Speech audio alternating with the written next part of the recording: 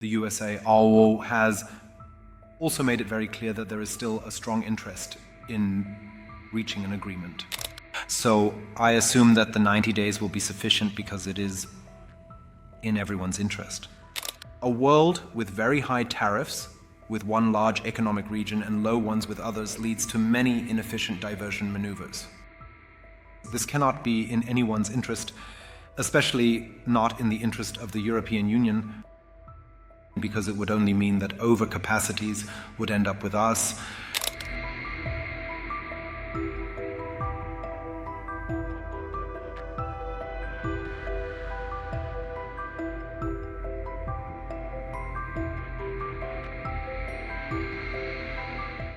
So I assume that the 90 days will be sufficient because it is in everyone's interest and in the interest of all parties. Exactly because this issue creates uncertainty. Yesterday at the G20, a colleague described it as a tax without revenue on the overall economy because it simply acts as a burden, purely the uncertainty. Everyone has an interest in removing it from the system as quickly as possible. And I would say the complexity of the whole thing is not such that it would be impossible to reach an agreement within 90 days. Therefore, it should be possible. Whether there will be further causes for uncertainty afterwards, that is, of course, not something that can be predicted very well.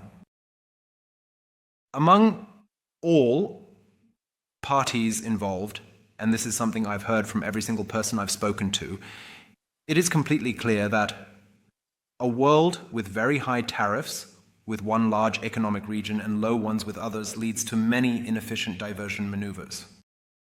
This cannot be in anyone's interest, especially not in the interest of the European Union, because it would only mean that overcapacities would end up with us. Therefore, we have a great interest in it and naturally view it positively that there are obviously constructive developments between the USA and China. The USA has also made it very clear that there is still a strong interest in reaching an agreement. And that there is also a clear commitment to the IMF and World Bank, even though Scott Bassett, of course, as you might expect, essentially reiterated what he said at the IAF event, fundamentally different orientations of the IMF and World Bank, according to the US government, but fundamentally no talk of what one sometimes reads of a lack of commitment. On the contrary, he made it very clear that the USA will strongly support the institutions that are hosting here, and that there is also a great interest in reaching an agreement regarding trade issues. It is, of course, also difficult for us as central bankers, and I'm almost at the point of discussing monetary policy. What impact does it have on inflation, economic growth? We are relatively certain from the Eurosystem's perspective that the impact on the USA regarding inflation will be stronger than in the Eurosystem. As for economic growth, this, of course, also depends on the level of the respective tariffs, the impacts in Europe, including Germany, will be significant. From a monetary policy perspective, I would say it's a relatively uncomfortable situation because actually the core message is good.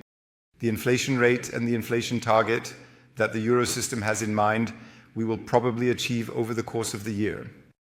But then the question is how the uncertainty factors come into play and what consequences that could have for monetary policy. That's why many know this, those who have had the opportunity to listen to me here repeatedly. The meeting approach is more advisable than ever. Especially in this uncertainty, we will come together again in June. By then, we might know more about the tariffs. This played a role repeatedly during the coalition negotiations. That's why it's no coincidence that from the exploratory paper to the coalition agreement, in all its variations, this topic of potential growth was always at the forefront, and it was always stated we need to significantly increase it.